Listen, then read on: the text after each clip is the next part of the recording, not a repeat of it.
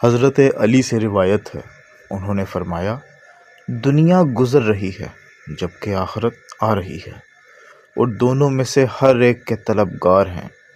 تم آخرت کے طلبگار بنو اور دنیا کے طلبگار نہ بنو، کیونکہ آج عمل کا وقت ہے اور حساب نہیں، جبکہ کل حساب ہوگا اور عمل نہیں۔ ایک اور جگہ حضرت عمروں سے روایت ہے کہ نبی کریم صلی اللہ علیہ وآلہ وسلم نے ایک روز خطبہ ارشاد فرمایا تو آپ صلی اللہ علیہ وآلہ وسلم نے اپنے خطبے میں فرمایا، سن لو، دنیا ایک حاضر مال ہے، نیک بھی اس سے کھاتا ہے اور فاجر بھی۔ سن لو، آخرت ایک اٹل حقیقت ہے۔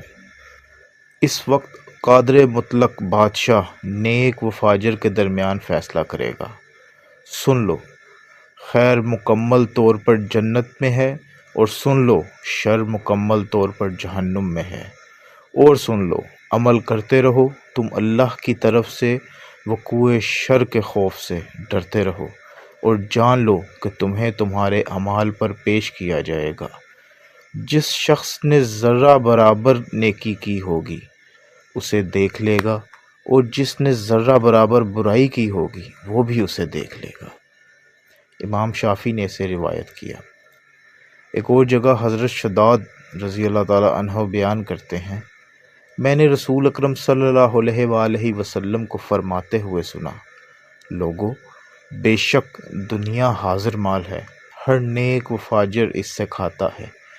آخرت اٹل حقیقت ہے اور سچا وعدہ ہے۔ عادل قادر بادشاہ اس وقت فیصلہ فرمائے گا، وہ اس میں حق کو ثابت کر دے گا اور باطل کو ناپید کر دے گا۔ آخرت کے طلبگار بنو، دنیا کے طلبگار نہ بنو، بے شک ہر بچہ اپنی ماں کے پیچھے چلتا ہے۔